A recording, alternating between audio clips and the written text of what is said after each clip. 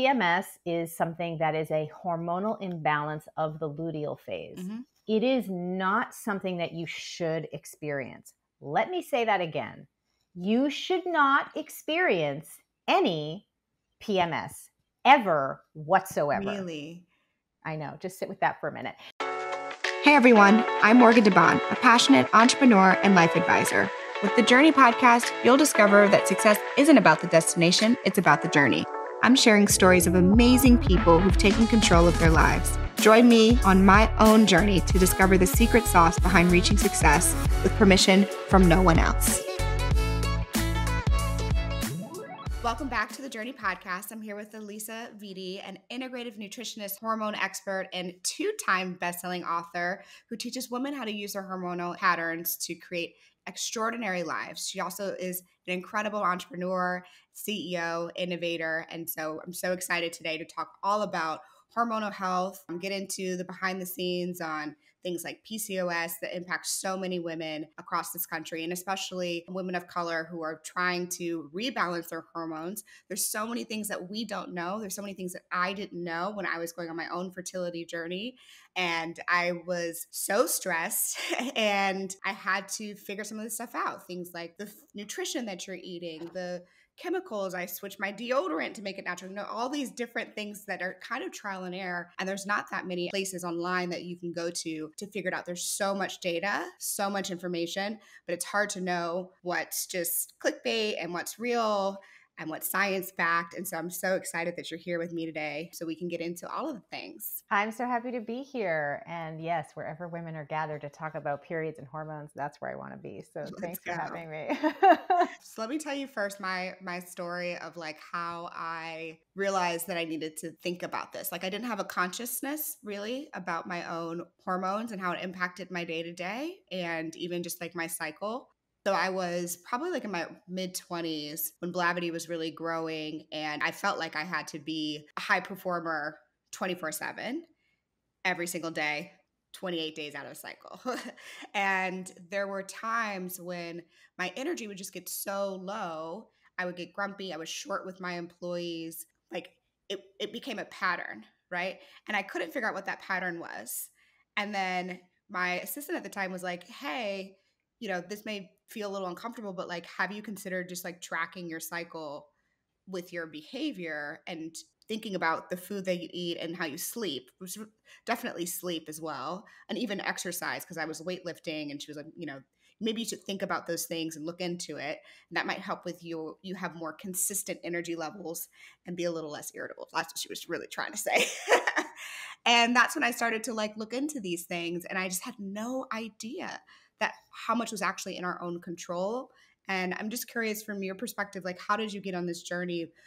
Where did you start to say, this is how I want to spend my life? This is the purpose that I have in this life. Well, it's a long story in the sense that it started a long time ago. First thing was 6th grade sex ed class.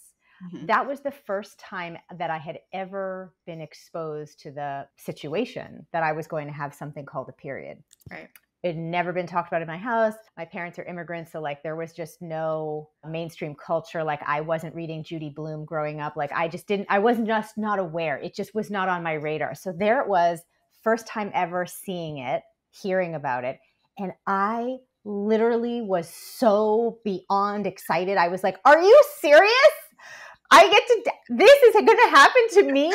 I was like that excited. And I immediately, we had that class, and then we had lunch and recess. I grabbed my 3 best friends, Kristen, Katie, and Melissa, and I founded the Period Club that day at recess. And the Period Club had 2 main functions. We met every day at recess to determine who in what order was going to get her period first, and 2, to do regular bathroom runs to see if anybody got it. So what's really funny is I knew exactly who was going to get it in what order, because you can actually visually see the effects of estrogen on people.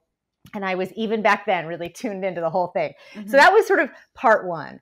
Part 2 was that I did not menstruate normally between the ages of 12 to 22. So everybody else was having their period, and I was like the most excited human on the planet about periods. But from the age of 12 to 22, I only menstruated 5 times, 3 of which were chemically induced with synthetic progesterone. And the whole time I was going to the gynecologist saying, I feel like something is wrong. I was continuously gaslit saying, that's fine. Just take the pill. It's normal. But it wasn't normal. And I started to have progression of worsening symptoms, including massive, serious acne, face, chest, and back, increasing weight gain to the point where, at 5'6", I was tipping the scales at 210 plus pounds. Again, no menstruation. And of course, it was having mental health effects, anxiety, depression, insomnia, right? So at this point, in my early 20s, now I'm at Johns Hopkins with the intention to become an OBGYN. And here we are again at a new inflection point. I'm sort of at a hormonal collapse or a crisis. I cannot function in my day. I can't get out of bed in the morning. I can't go to sleep at night. I cannot concentrate. I am miserable in my own skin, in my own emotional self. So what does a girl like that do on a Friday and Saturday night at college? Well, she's in the medical library researching what could be wrong with her. And I discovered in an obstetrics journal a presentation on Stein-Leventhal disorder, which was the original name given to PCOS. And as I read through the presentation of symptoms, I said, oh, well, that's exactly 1,000,000% what is going on here. So I went to the gynecologist the next day without an appointment. I waited for her in the parking lot. And I was like, hi, I need you to do the following test now, because I'd been waiting 7 years, right, from the first bleed to that moment without a diagnosis, without any guidance. So we did the test, I think mostly because maybe she felt bad for me, or maybe she was scared that I was stalking her in the parking lot. Either way, I got what I needed. And when she called me back in for the results, she sat me down, and this was the sort of fourth moment of life-changing situation that sort of started me on this journey. She said, you do have PCOS. Sorry that we, didn't know or didn't realize. Meanwhile, no test had ever been done. Not one up until that point. And this is again, 20 something years ago but still. And, and I had access to the best doctors in the country. Arguably, I grew up in New England, so I had access to Harvard-trained gynecologists, and of course at Hopkins.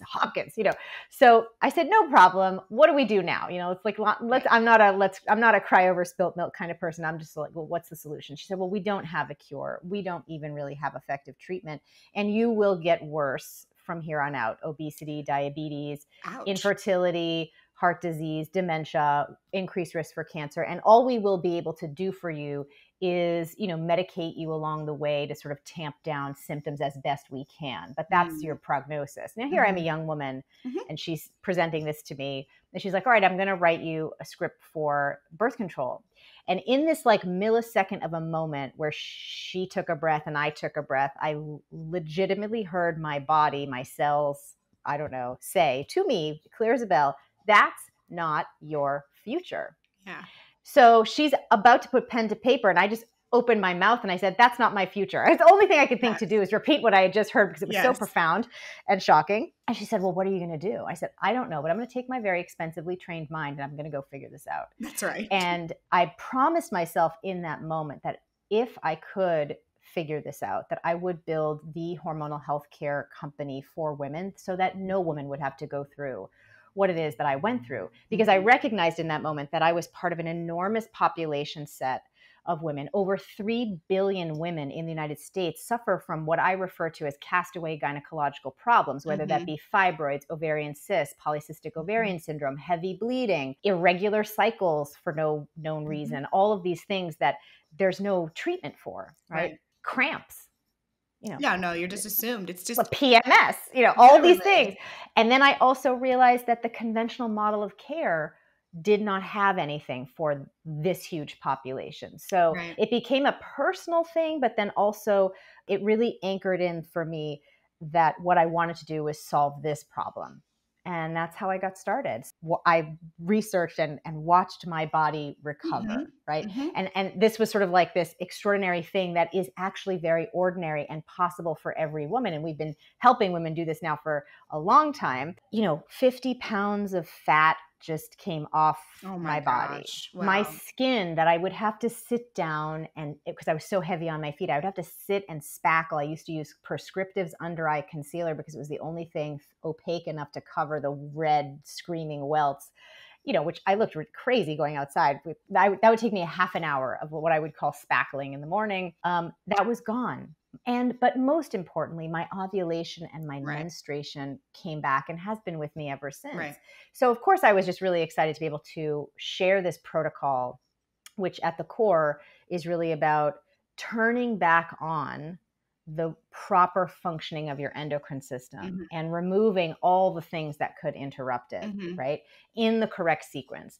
And that became the basis of my work with individuals, the basis of my first book, Woman Code, which is now celebrating its 10-year anniversary as a bestseller in the women's health category. And as I was working with women one-on-one, I started to ask myself a question, which was, I really want to help more women. How can I use technology to do that? And that's when Flo Living was born. And we're celebrating 10 years of that as well, which is really about being that digital hormonal healthcare platform for women with our supplements, our digital therapeutics, and our award-winning app that just really helps women everywhere really understand what is wrong, what do her symptoms mean, and what should she do to get resolution on those symptoms. And that's unique. And that's what we do. So incredible. What I do. I mean, it's just such an incredible journey. And I talk to a lot of entrepreneurial type people because you saw a problem, you were experiencing the problem yourself, and the solution that the world presented to you, you said, this is not enough. Like, this not can't nearly. be it. And I have the unique skill set and the ambition and maybe a little bit of the crazy to go and try to tackle it, right? And I admire that so much. And I think that the people who change the world have that kind of mentality, ultimately, at the end of the day.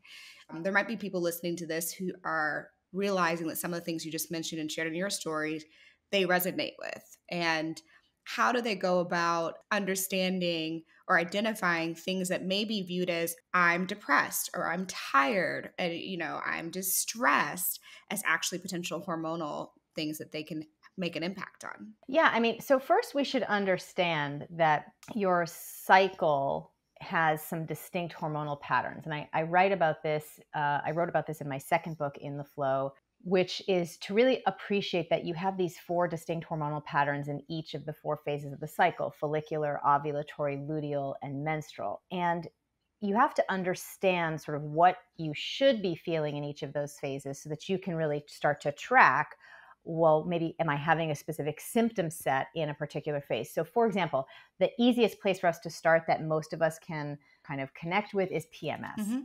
PMS is something that is a hormonal imbalance of the luteal phase. It is not something that you should experience. Let me say that again. You should not experience any PMS ever whatsoever. Really? I know. Just sit with that for a minute. The mythology that you have been conditioned to believe in the narrative is that, it's biblical. You're supposed to suffer. Yes. It's all supposed to be, one worsening thing after another. And once you start having your monthly curse, it's going to be with you forever until they rip out your uterus or whatever, something like that, right? It's like, it's a bad story. It's a terrible story.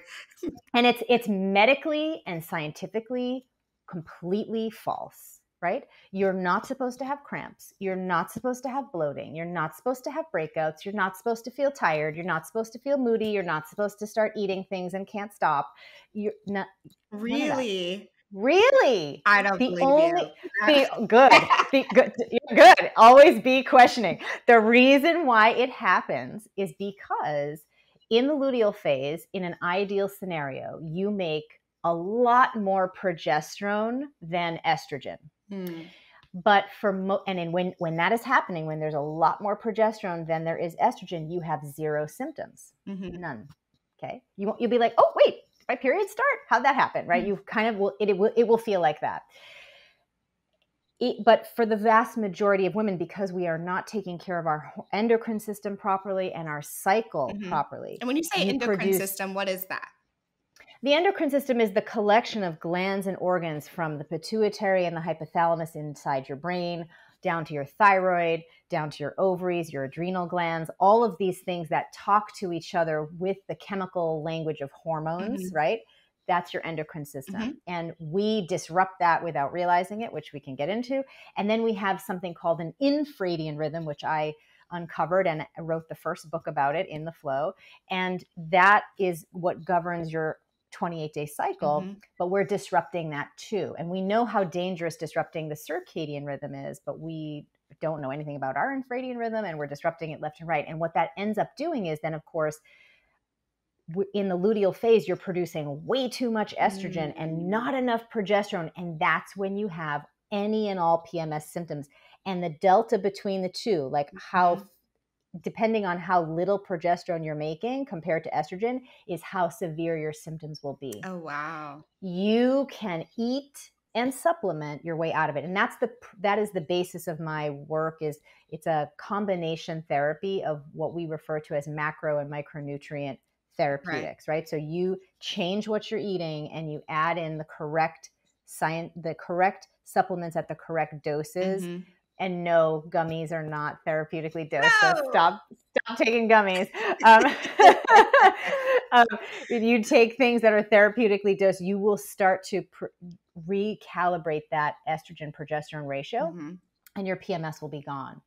So let's take cramps. Cramps is another thing every woman feels like, oh, well, that's definitely have to have those. No. I used to have cramps. Now I've been in labor, and cramps are just an extension of what that experience is like. And having been in labor, my cramps were equivalent to labor contractions. Okay. Wow. And back in the day, if I didn't catch them right away with some, ibuprofen right at the beginning, white as a sheet, greenish around the gills, and like a whole day of not being okay, because I would be having contractions like every, you know what I mean? Like that. Yeah. And that is because we have these prostaglandins that stimulate uterine contraction, right? PGE1, 2, and 3. Nature, of course, has designed everything in the body and in nature to be extremely efficient. So you only have one of those prostaglandins, PGE2, that controls uterine contraction. You have two of them that control uterine relaxation, because it should be that, of course, to expel that beautiful endometrial lining, you need just a little contraction and a lot of release, right?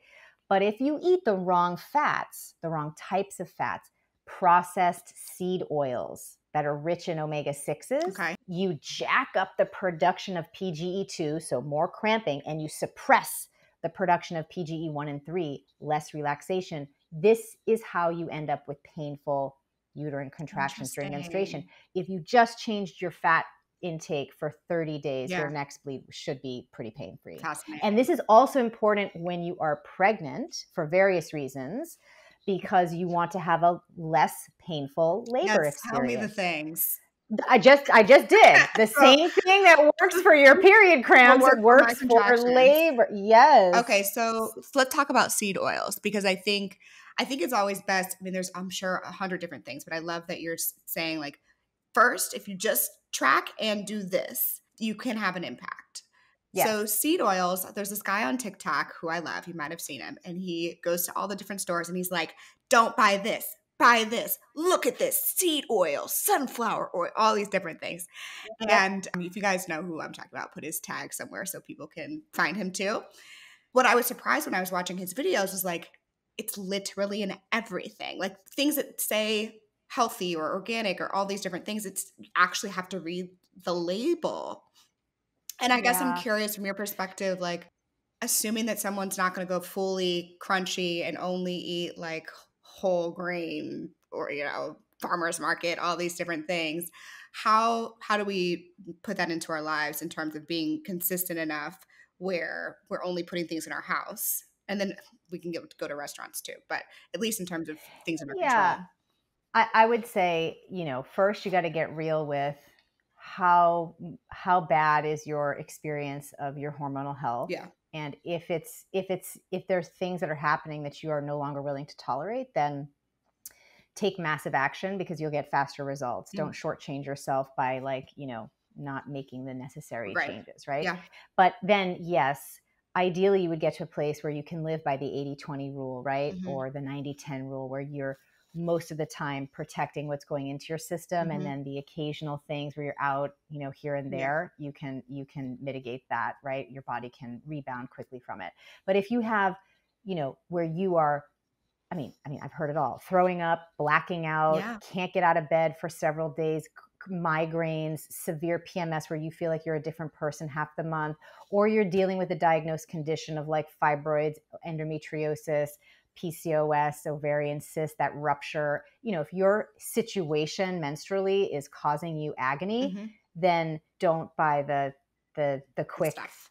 Don't buy the stuff with the seed oils in it. It's just definitely not going to be helping you and will slow down your recovery process. It's not worth it. Right. And you don't have to go full crunchy. Listen, 20 years ago when I made this switch over, that was full crunchy because there were no cute brands in the store. It was all like super, like not what, it was just not cute, It's so much easier now, people. Like there's just really like not an issue. You can find potato chips that are not even white potatoes. You can find root vegetable chips like Terra chips. They make them fried with avocado oil.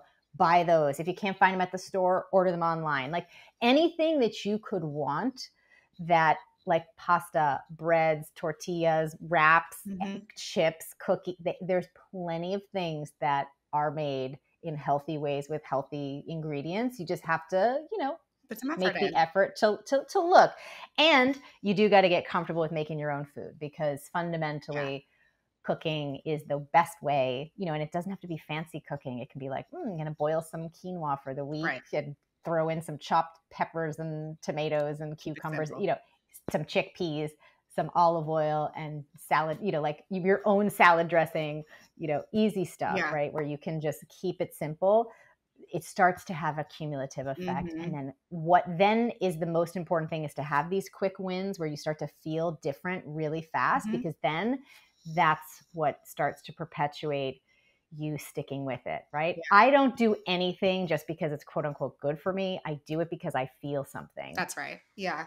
Are there any meal prep services that you feel like meet that type of criteria? For example, I tried Sakara at one point. I felt like their food was very earthy. A bunch of Sakara's great, but that's it. There's a lot of companies. There's so many meal delivery. I can't even pick one. There's so many now. I think if you just can find one that works for you and your budget, but that is organic, is really important, because the glyphosates, the pesticides in non-organic food are endocrine disruptive and will make it almost impossible for your body to perform the way that it should hormonally. So plus the cancer risks. So you definitely want to make sure you're choosing organic foods. And there's a great company, if you don't have a local farmer's market where you can buy organic produce affordably, there's a great company. And the Imperfect Produce one?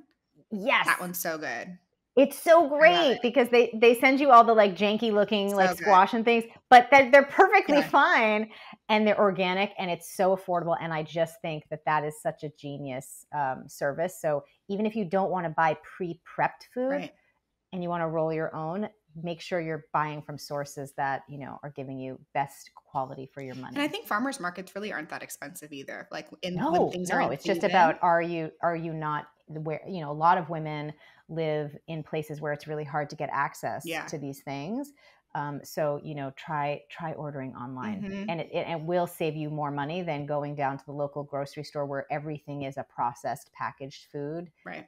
That is problematic. No, I think it's good advice. And the other category I was curious about your thoughts on the relative impact. Of course, food is something we do 3 to 5 times a day, depending on who you are.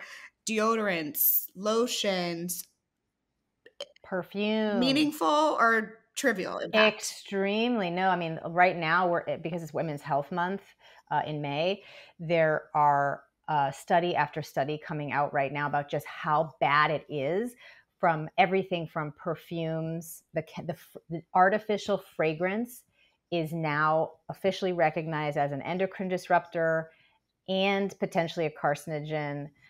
You do not want to spray. You do not want any product that has fragrance listed on it. That goes from your tip to your toes. Shampoo, and then makeup. Makeup in the United States has allowed 1,300 toxic chemicals to be used in manufacturing that the European Union has banned. So what? 1,300? Yes, 1,300. So the place to go that I really think is there's 2 resources you should know about. So anytime you're reading labels and you don't know what something, and first of all, it's hard to pronounce these chemicals anyway. So you're like, I don't know what that is. You can download the Environmental Working Group app, EWG.org, and you can scan the label and they'll tell you what is bad in the ingredients, what's toxic, what's carcinogenic, what's an endocrine disruptor. You do not have to know this off the top of your head. Right. They've built a platform to just make that accessible to everyone. Oh, wow. And then when you want to shop for things that are clean, that don't have these 1,300 ingredients in them that are banned in Europe, you go to credobeauty.com. I've heard of that one, yeah. And you can say, they have a cool feature where you can say, I use, whatever makeup that you've been using. That's a brand name that I don't want to call anybody out, but something from like the drugstore. You just put that in, the color, whatever the shade, and then they'll give you a clean swap suggestion. So you don't have to try to figure this out on your own. If you have a favorite shade of lipstick or eyeshadow, they'll help you find the match so that you can make that switch. You got to do it, especially if you're pregnant. They have found that women who use these products regularly, and beauty products, that the baby is born already with massive exposure to these chemicals. It's already like the damage already happened. So you want to do that for sure. Plastics, BPA, this just came out yesterday. I mean, I've known about this for a while, but I'm glad to see it making the mainstream news. All of these sports bras, all of our little zip things, all the like sort of clothes that are like super like yoga pants and things that turns out they're made with super high levels of BPA, which is a known endocrine disruptor and carcinogen. And they like far exceed the legal limit of what should be in clothing. I mean, that's not to mention like all the weird stuff they're finding in fast fashion, like lead. Oh my gosh, you're killing me right now. I'm sorry. I don't mean to. I'm just as frustrated about it as you. I do not fundamentally understand why we cannot, in all of the abundance of this planet that we have, if we have an intention to do good as a business, that we don't source good ingredients, because now these companies have to change their manufacturing anyway. Why not just do that from the start? It's just not regulated, and luckily it's becoming more of a mainstream conversation. And when these studies come out, then the brands have to change what they're doing, which is good. But it just puts a lot of burden on the individual woman who's already burdened extensively because she doesn't have a place where she can go easily understand what do these symptoms mean. The care that you get access to does not, it just basically says, either you're making it up, right? We know that women are dismissed. Their pain is often sort of dismissed as hallucinatory, in medical settings. You're gaslit medically, like, it's fine. Or you're just normal. Or it's just normal, just suffer, that sort of like reinforced around suffering. And then everywhere you try to do good for yourself, whether it's buying some sort of health food or buying some sort of, workout gear, or buying some product to make yourself feel nice, a perfume, a skincare, it's laden with chemicals that are hurting you. I mean, it is, as I say it many times, it is not easy for ovaries out there today. And we see that in the statistics. 80% of women will suffer from a hormone imbalance at some point in her lifetime. That is outrageous. Yeah. So many things are going wrong in many different places for this to be such a prevalent problem. And when you compare that to the male cohort, it's like, it's not on the same planet. No. Right? And fertility rates are coming down. It's a mess. Yeah. And people want to have babies later in life. So this actually becomes even more important. That's right. And that's why I built Flo Living. And that's why we're so excited with this, at this 10-year anniversary, releasing our brand new updated application, which you'll be able to go in. First of all, the app will now be free to download, which is a big deal. And the app is called My Flo, myflotracker.com. You can put in all of your symptoms, anything that you think is going on for you. And the app is going to tell you what is happening from a hormonal point of view and customize a care plan just for your symptoms with food and supplements to help you start to resolve what it is. So you don't have to become a period nerd like me, but you can have a place now that's dedicated to your hormonal health care. Right. And that's something we're really excited about. Now that there are certain states, I live in Tennessee, right? I undownloaded all of my period apps because there was word on the street that they can track your data and they can subpoena Apple and all these different places to get the data to see what happened. Is that true? How are you protecting? Like, what's your perspective on I don't know what other apps are doing, but what I know is that for the users for our app, you can totally destroy all your data at will at any time. Okay. So you can, if you just choose to, for whatever reason that is, you want to delete all your data, that's something that you can do. Okay. And I think having that sort of as a backstop is really, really that's helpful. It's helpful for women to hear that your company is taking it seriously and giving people a choice to protect themselves if they need to. Exactly. It's your data. It's your data. Yeah. You know what I'm saying? And so common sense, but yet common sense is not in right now. So, the period tracker is pretty straightforward. What else is in your app? So something that is, I know, a big trend right now on TikTok is cycle syncing. And that's actually the method that I invented, detail it extensively in the Flo. And it's just gone viral. And this idea that cycle syncing that I created is really out of the need that I saw to support the infradian rhythm. Mm-hmm. And the infradian rhythm, like the circadian rhythm, needs a particular type of support. And so that's where you're starting to see people who are posting about how they're cycle syncing, what they're eating in their follicular phase, which workouts they're doing. So the My Flo app is the only official cycle syncing app because it's built by the creator of that method, me, and the founder of that app, also me. Yes. So, this is great because you will be able to get all that information inside of the app, which phase you're in, which foods to eat, which workouts to do. Yep. And it's just all done for you. So you don't have to try to figure it out or take the food chart out of the book and put it on your fridge and try to, figure it out yourself, right? It's all just done for you in the palm of your hand. So good. The app basically will help you if you're dealing with symptoms, help you resolve those naturally. And if you are just ready to start your cycle syncing journey, then it will also support you in doing that. So interesting. Let's switch to you as an entrepreneur. I mean, you made the transition from medical to building a platform that serves millions of people through content, education, products. How have you, what's your team look like? Tell me just a little bit more about how the business is set up because, supply chaining, these types of products, plus a digital platform. I mean, it's not a small undertaking. No. And, we've been bootstrapping it this whole time. You didn't raise venture. No. Thank you. Thank you for noting that way. I really appreciate that. I know it's unusual.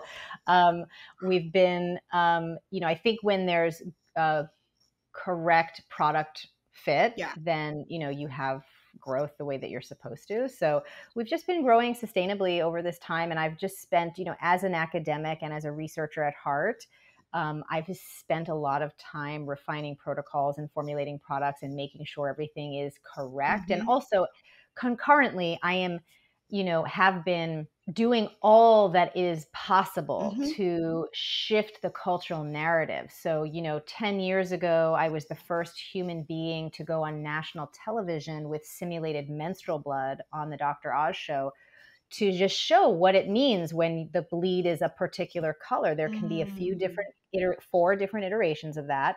And it actually can tell you what your estrogen and progesterone levels are that month without you having to go to the doctor. It's free blood work every month. They almost didn't want to have me on the show because they're like, oh my God, we cannot talk about menstrual blood on national television. Half of the producers were like, no, well, Dr. Oz became known for talking about simulated poop on Oprah's show. Yeah. How can we not have her on? Yeah. And Dr. Oz was super cool. He was like, they wanted me to just put a little fruit juice on like a napkin. He's like, no. Get more, get a dish, get a bowl. Let's really see it. which is so, because he's a girl dad, so he was like, we do not need to be shameful about this. It was great. So, from that to being the first female biohacker to speak on the main stage at South by Southwest, TED, wherever. And then of course, in writing these books to really, and the blog that we have at Flo Living, just wherever I can, and offering my expert voice on articles across media platforms to really help women understand that there is a set of mythology about pain and suffering and symptoms that is holding you back from taking action, to understanding how your hormones actually work and how you interact with them appropriately with food and supplementation to get results. Right. But most importantly, it's always been about the fact that you have to take action. Yes. You have been conditioned, all of us as women, to be passive victims of our hormonal patterns. Like, once it starts, you're at the mercy of the curse. Yes. And there's nothing you can do. Yes. And so just sit there and suffer, and in silence, please, because we don't want to hear about your disgusting stuff. Right. So that's the narrative. That's the conditioning.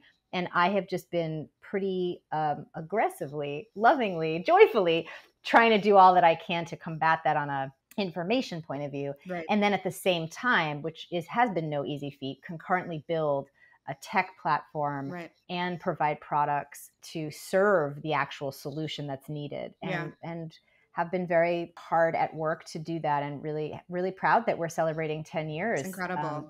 This year. Yeah. Blavity will be 9 years this year.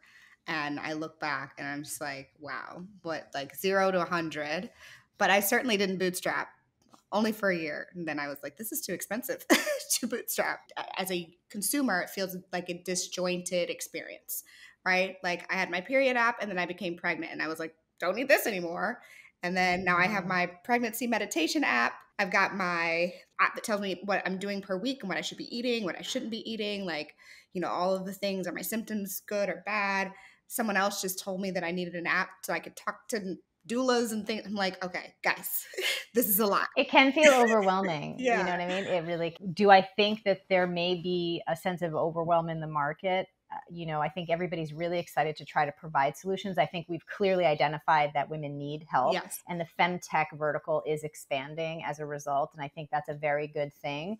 But like with any industry, there's going to be surges of, lots of different types of offerings. And then there will be winners and contraction in the space. And, and I do think it is disjointed for the user right now, but I'm assuming as we are just in the nascency really of the femtech experience, that there will be a lot of exciting developments to come. But from where I sit, having been doing this now for 20 something years, this is the best moment. I mean, and it just keeps getting better.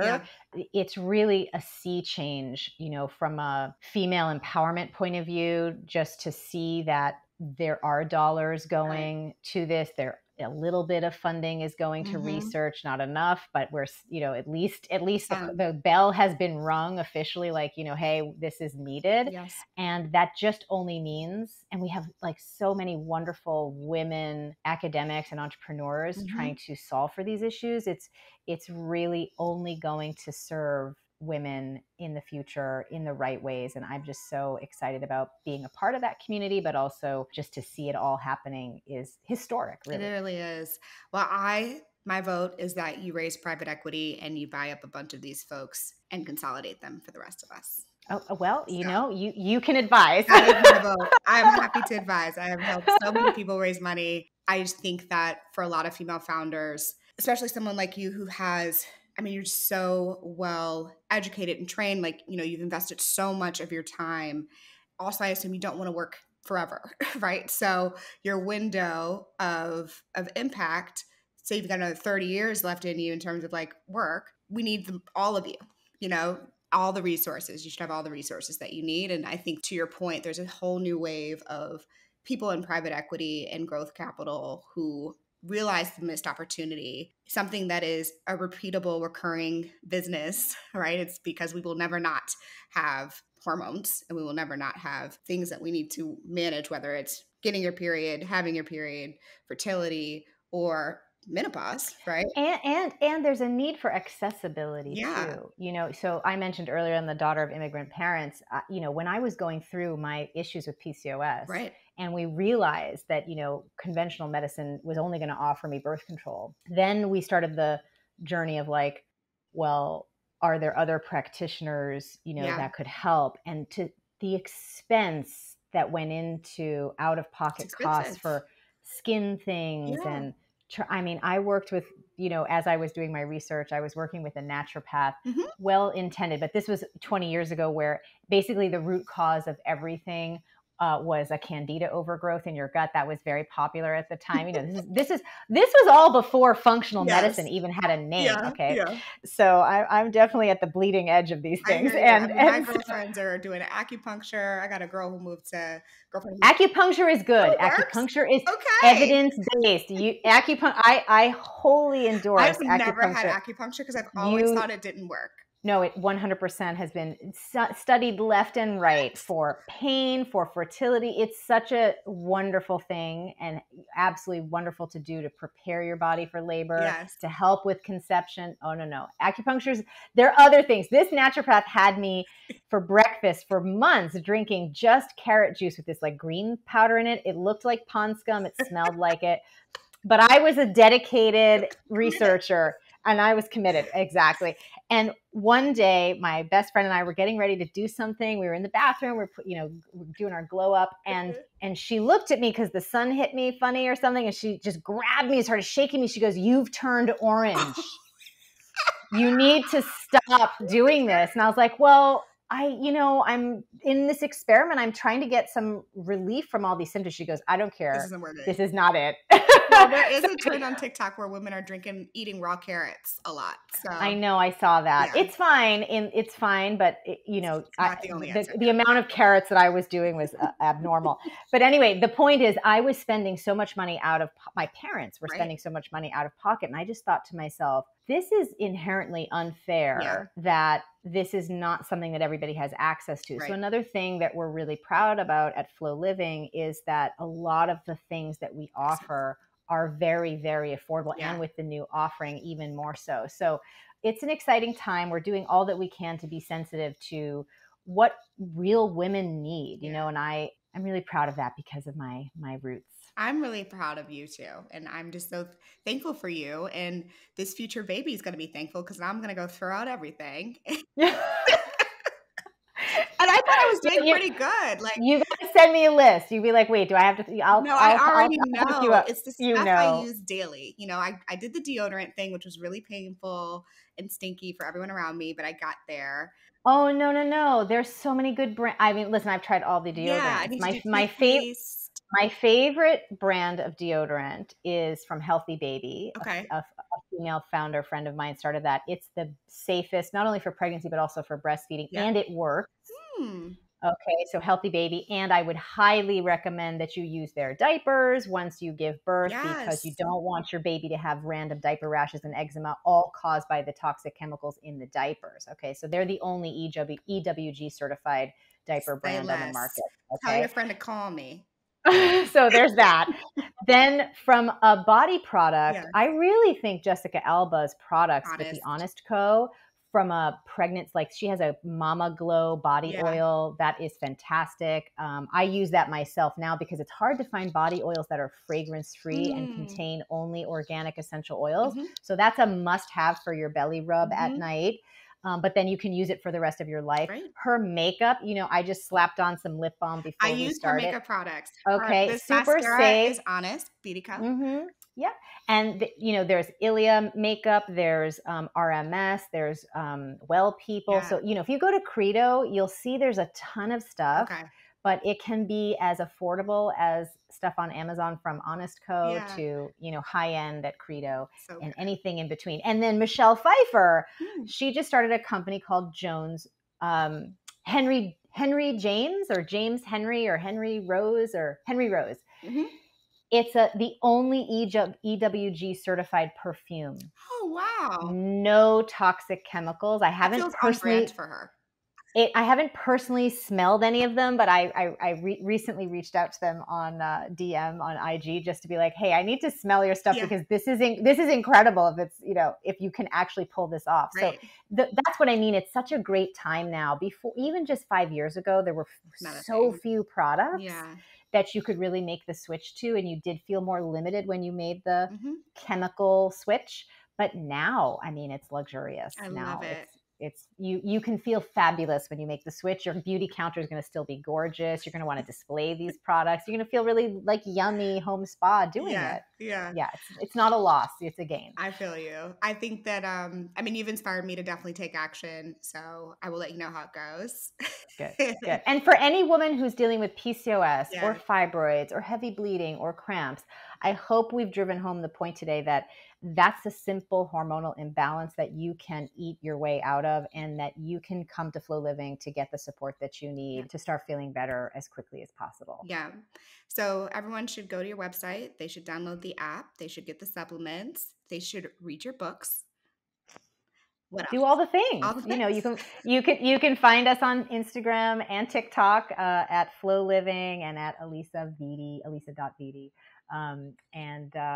You know, just we're here to be sort of the place that you get the support that you need around your hormones from your first bleed to your last, so Beautiful. That you just can go to one place. And last question, what books are you reading? And do you go to biohacking conferences? I haven't been traveling much as of this particular moment because I've been head down with what we're about to do. Books that I'm reading at the moment. I'm reading a book called A Marriage Portrait right now, just for fun. I'm looking at my bookshelf over there. But a book that I really recommend everybody read, it's sort of for pleasure, but it's also a very, I found it to be a very inspiring feminist read, is a book called Circe by Madeline Miller. Because every book that you've ever read that has that hero's journey in it, it's all told through the male gaze. And this was the first book that I had ever seen rewrite a piece of Greek mythology from the female-centric point of view. And it was very, it was cellularly changing to just have that in front of you. So that was one that I recently That's read. a good one. I'm definitely I'll probably audible that one. Yeah. Well, thank you so much for your time today. This has been so fun. And I mean, I already know everyone's going to be like, yes. So let us know in the comments, or let us know in your reviews when you review the podcast, which I know you guys are doing all the time, what changes or what you learned, what your big takeaways were. And if you have questions, definitely go to Flo Living's Instagram and everything, and make sure you follow their accounts, because I'm sure they're giving so much free content all the time. And this is a journey that never ends. Your body's constantly changing, so we just need to continue to be students of ourselves. So thank you so much for your time. Thank you for having me. Thanks for listening to the Journey Podcast. If you enjoyed this episode, make sure you leave a review and head to our Instagram and YouTube to leave a comment. And look forward to hearing how this podcast has made an impact on your own journey.